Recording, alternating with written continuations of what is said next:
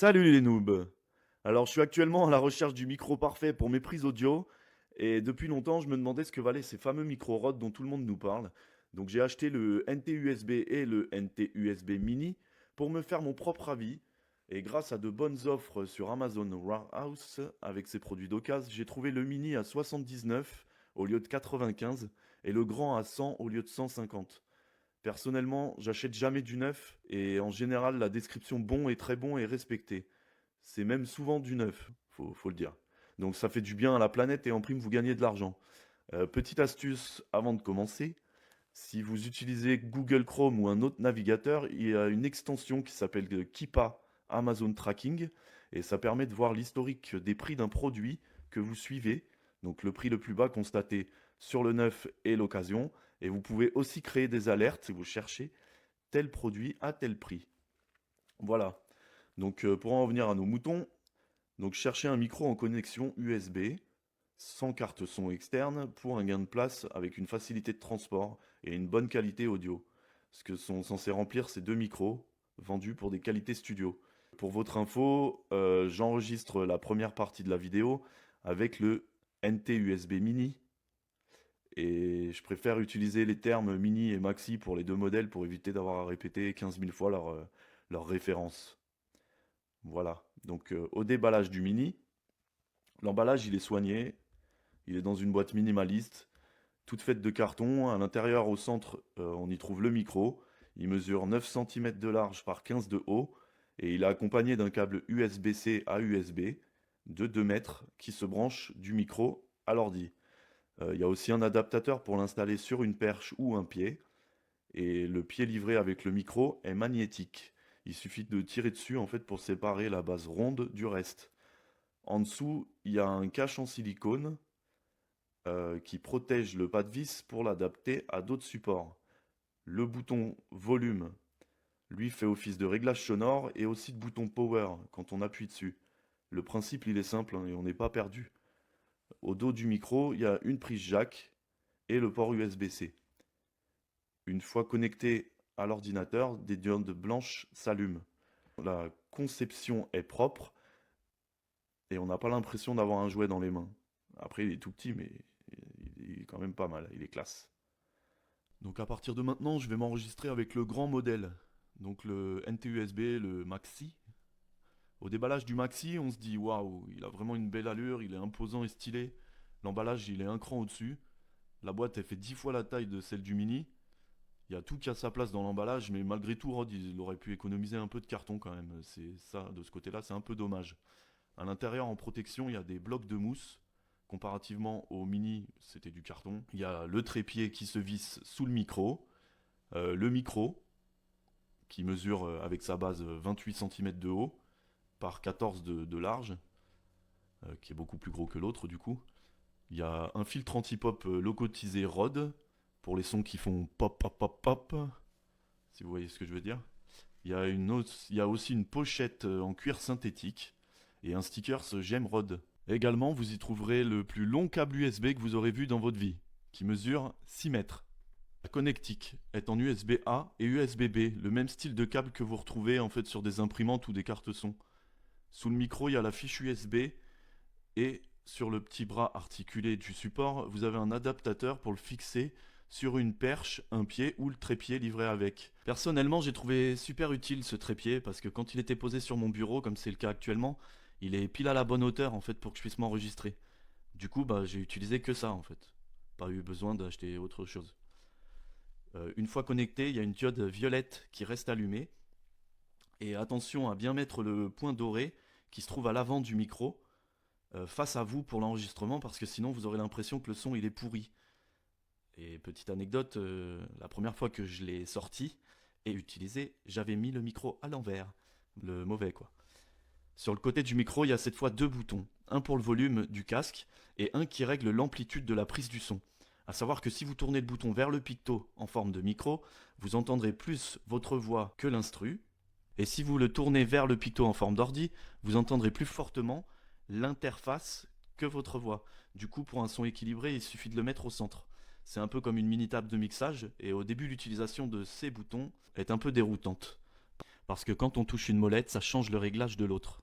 Concernant les réglages des deux micros, donc je suis moi sur Windows 11 et la reconnaissance elle a été super facile. Il a suffi de les brancher. Par contre, j'ai eu une petite galère dans mon logiciel de MAO qui est Reaper. J'entendais en fait à l'enregistrement un Larsen inaudible. Dans mes autres applis, le micro n'apparaissait même pas. Donc il m'a fallu en fait aller dans les paramètres de l'ordi, puis dans la confidentialité et sécurité, ensuite dans l'onglet microphone pour permettre aux applications d'accéder au micro. Parce que chez moi, je sais pas pourquoi, mais c'était pas coché en fait. Donc j'ai perdu un peu de temps à trouver ce truc bien chiant, mais une fois que l'enregistrement fonctionnait, soit une heure après, le temps que je comprenne, j'ai enfin pu m'en servir. Enfin presque. Après j'ai dû régler la latence pour pas m'entendre en écho en fait. J'ai pas essayé l'application qu'a développé Rode pour ses micros, car une fois sur le site pour la télécharger, il te demande le mail. Encore. Donc j'ai dit merci, mais non merci. Je sais que les entreprises, elles aiment bien avoir des infos sur les acheteurs. Elles aiment bien nous envoyer des spams, mais bon. Perso, je préfère passer à côté et éviter qu'une data center elle soit créée juste pour conserver mes mails.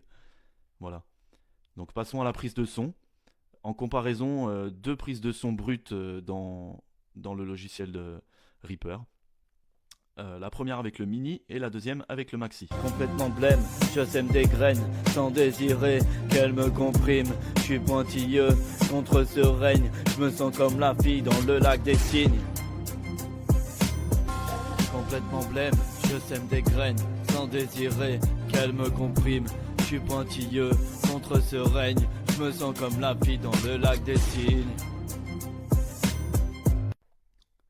Donc j'ai essayé pour m'amuser après de mixer la voix pour un meilleur rendu. Et voilà ce que ça donne avec donc en premier le mini et en deuxième le maxi. Je préfère vous prévenir encore, je ne suis pas un spécialiste. C'est juste pour le plaisir. Emblème, je sème des graines sans désirer qu'elles me compriment. Je suis pointilleux contre ce règne, je me sens comme la fille dans le lac des cygnes. Complètement blême, je sème des graines sans désirer qu'elles me compriment. Je suis pointilleux contre ce règne, je me sens comme la fille dans le lac des cygnes. Dites-moi si vous entendez une différence parce que moi j'en entends pas. À mon sens, c'est juste au niveau de l'utilisation des deux produits qu'elles se trouvent. J'ai un peu poussé leur utilisation et j'ai remarqué des lacunes de calcul quand on rajoute beaucoup de VST dans le logiciel. C'est-à-dire que le son fonctionnait simplement pas ou très peu. Le mini, il a saturé beaucoup plus rapidement que le maxi autour des 10 VST. Pour créer un mix, c'est un peu limitant, je trouve, mais largement utilisable pour la plupart des personnes. Si vous me demandez mon avis et que je devais choisir entre les deux, je préférerais le mini.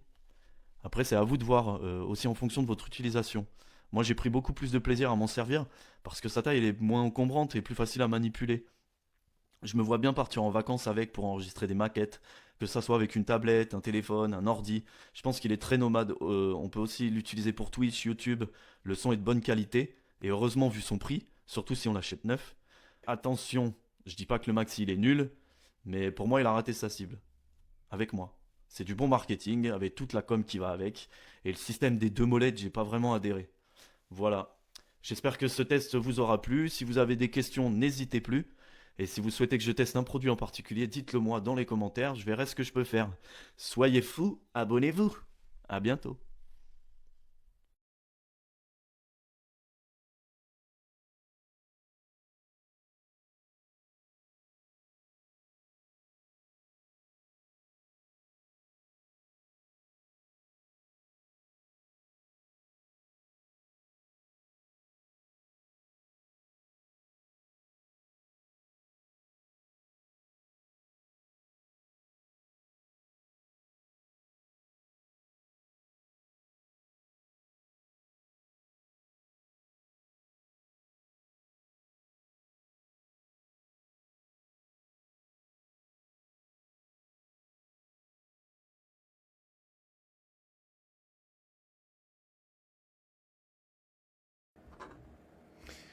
Hey everyone, I recently reviewed the Rode NT USB Mini Studio Quality USB microphone, September 2025.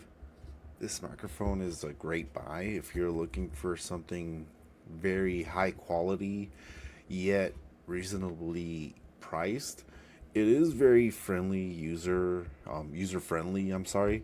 It is easy to install and it is very like just ready to use out the box. You can just like open it and just use it. And I do recommend it for beginners or anyone who wants to have a hassle free recording experience. But overall, I do give it like a 8.5 out of 10 because I didn't like the packaging. It came in like a bag, but at least it was protected by the box. Here's the box right here, and it is the Rode NT USB Mini. I was excited to start using it, as you can tell by the box, just being like mangled to pieces. But I do recommend it if you are in the market for a very good priced microphone, and very good.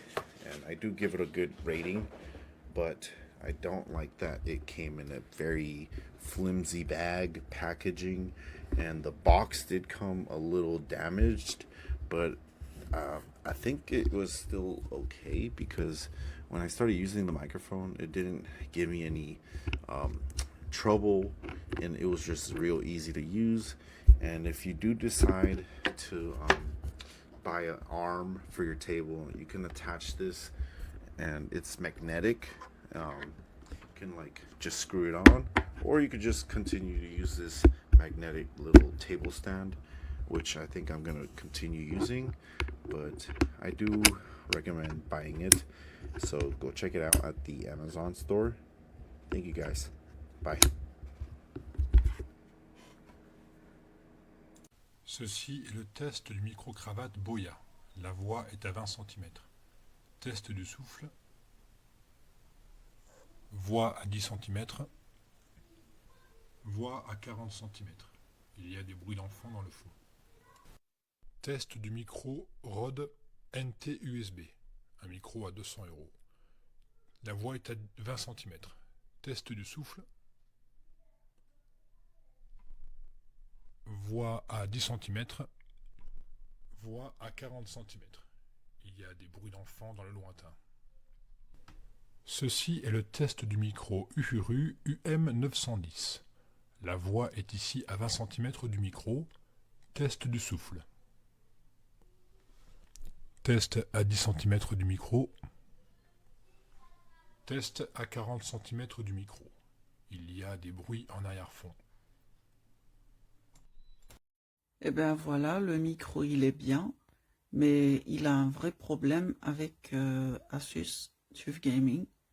À chaque fois que je veux faire du montage, il faut que je mette à jour les pilotes de Nvidia. En fait, j'ai un grave problème avec. Hier, j'ai travaillé avec bien, mais aujourd'hui, j'ai dû réinstaller tout, redémarrer mon PC. Et ça me prend, chaque fois que je veux faire du montage, ça me prend 1h30 à 2 heures pour résoudre ce problème. Je ne sais pas s'il y a quelqu'un qui a une solution au niveau de ce problème.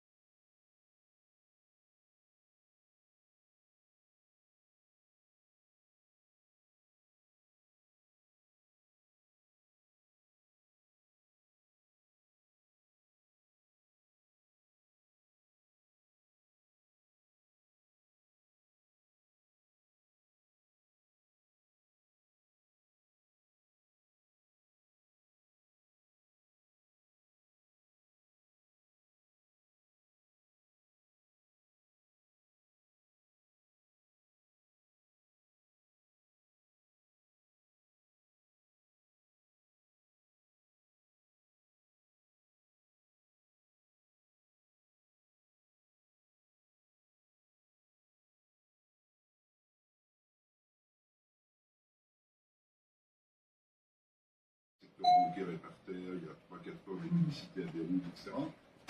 Et donc ces enjeux économiques pour un pays comme un fil que je branche là, et de l'autre côté c'est ça, exactement la même, et je le branche sur mon portable, et je vous dis pas le son.